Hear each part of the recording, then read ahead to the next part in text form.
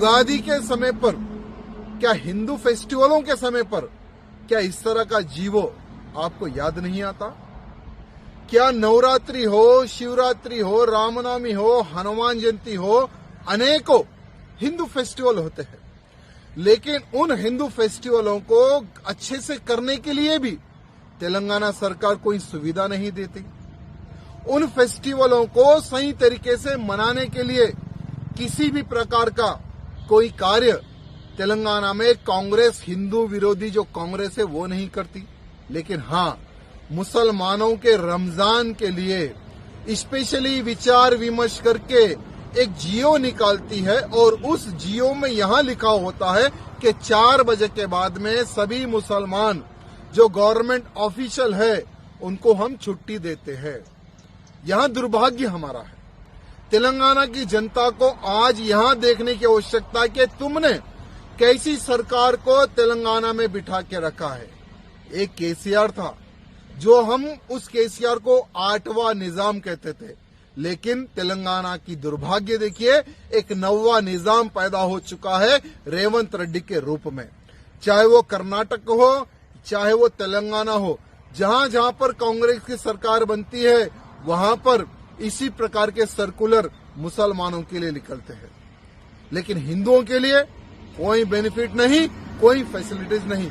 तेलंगाना की जनता से निवेदन है, अगर आज आप लोग आंख खोलकर रेवंत रेड्डी और कांग्रेस की जो नीति है, अगर इसको आप नहीं समझोगे, आने वाले समय में हमारे पास जो हमारे हिंदू फेस्टिवल होते हैं उन फेस्टिवलों को मनाने के लिए भी सरकार प्रतिबंध लगाएगी। जागो तेलंगाना के हिंदुओं, जागो।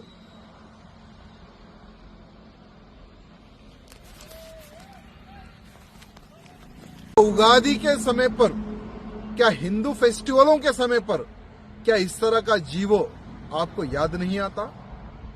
क्या नवरात्रि हो, शिवरात्रि हो, रामनवमी हो, हनुमान जयंती हो, अनेकों हिंदू फेस्टिवल होते हैं, लेकिन उन हिंदू फेस्टिवलों को अच्छे से करने के लिए भी तेलंगाना सरकार कोई सुविधा नहीं देती।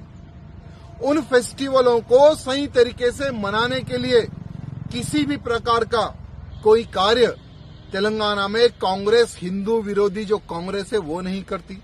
लेकिन हाँ, मुसलमानों के रमजान के लिए स्पेशली विचार विमर्श करके एक जियो निकालती है और उस जियो में यहाँ लिखा होता है कि 4 बजे के बाद में सभी मुसलमान जो गवर्नमेंट ऑफिशियल है उनको हम छुट्टी देते हैं।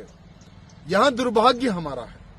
तेलंगाना की जनता को आज यहाँ देखने की आवश्यकता है कि तुमने कैसी सरकार को तेलंगाना में बिठा के रखा है। एक केसीआर था जो हम उस केसीआर को 8वां निजाम कहते थे, लेकिन तेलंगाना की दुर्भाग्य देखिए, एक 9वां निजाम पैदा हो चुका है रेवंत रेड्डी के रूप में। चाहे वो कर्नाटक हो, चाहे वो तेलंगाना हो, जहां जहां पर कांग्रेस की सरकार बनती है वहां पर इसी प्रकार के सर्कुलर मुसलमानों के लिए निकलते हैं, लेकिन हिंदुओं के लिए कोई बेनिफिट नहीं, कोई फैसिलिटीज नहीं।